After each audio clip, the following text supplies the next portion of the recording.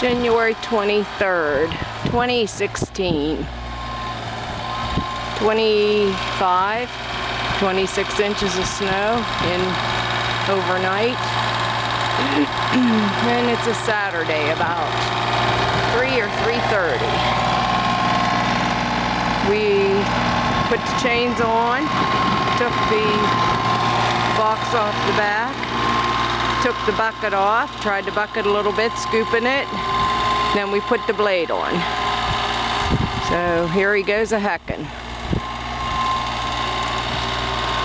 Cleaning off with the blade. State never came through and plowed our road yet. Main road in Helixville, the state never plowed it yet. So, hope nobody has an emergency. Hey! Gotta smile. Big Jim don't smile a whole lot. But he's happy. He likes his toys. Wish he could afford more.